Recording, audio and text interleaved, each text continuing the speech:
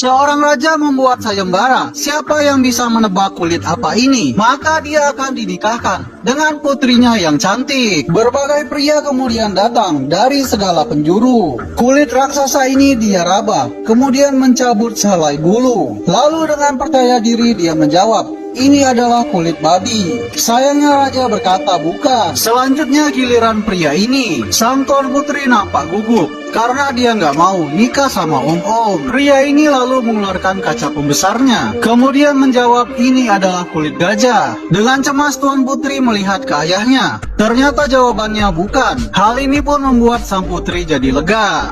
Lalu tidak lama setelah itu, datanglah pria tampan ini. Sang putri lalu tersenyum, berharap pria ini dapat menemukan jawabannya. Akan tetapi, sama seperti orang sebelumnya, jawaban pria ini ternyata masih salah juga. Terlihat raut wajah tuan putri yang sangat kecewa. Tiba-tiba datanglah pria hutan ini, yang langsung dihadang oleh para pengawal. Tetapi raja memperbolehkannya, dan berkata bahwa setiap orang berhak untuk mengikuti sayembara ini. Tuan putri tampak sangat ketakutan, sedangkan raja berpikir toh pasti pria ini juga tidak akan bisa menebaknya. Tetapi raja tidak tahu, pria hutan ini mempunyai penciuman yang sangat tajam. Dia kemudian turun dan menjawab, "Ini adalah kulit kutu." Sang putri menoleh ke ayahnya, yang ternyata langsung terdiam setelah mendengar jawaban pria itu. Ternyata benar, itu adalah kulit kutu raksasa. Putrinya langsung kabur setelah mengetahui ia harus menikahi pria hutan itu. Bagaimana ceritanya seekor kutu bisa tumbuh sampai sebesar ini, hingga sang raja harus merelakan putri satu-satunya dipinang oleh seorang pria hutan.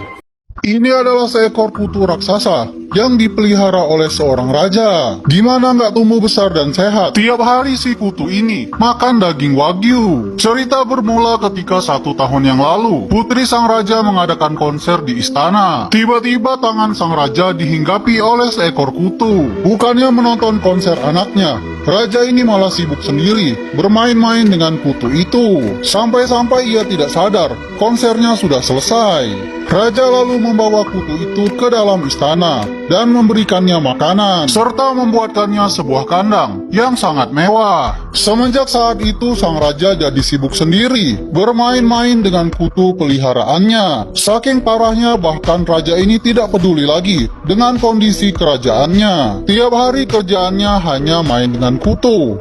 Tidak terasa waktu sudah berlalu. Seekor kutu yang tadinya hanya sebesar upil karena terus diberikan makanan mewah, kini sudah sebesar anjing peliharaan. Akan tetapi pada suatu malam, tiba-tiba kutu itu jatuh sakit. Raja lalu memanggil dokter kerajaan untuk mengecek keadaan si kutu. Namun sayangnya dokter ini tidak bisa berbuat banyak, dan pada akhirnya sang raja harus rela melepaskan kepergian kutu kesayangannya. Dia memeluk erat dan mencium kutu itu untuk terakhir kalinya. Keesokan harinya raja bertanya kepada tuan putri, suami seperti apa yang ia inginkan. Putrinya menjawab, dia tidak mau muluk-muluk dan percaya kepada pilihan sang raja. Kemudian demi menghormati kematian kutu kesayangannya, sang raja mengadakan sayembara. Barang siapa yang berhasil menebak kulit apa ini, maka ia akan dinikahkan dengan putrinya. Pria ini menggendong seorang wanita dan harus melewati seutas tali di antara 2 buah perbukitan. Sementara teman-temannya menunggu dengan cemas kedatangan mereka. Akan tetapi, aksi mereka keburu ketahuan oleh pria buas ini, yang tentu saja tidak rela melihat istrinya diambil oleh orang lain.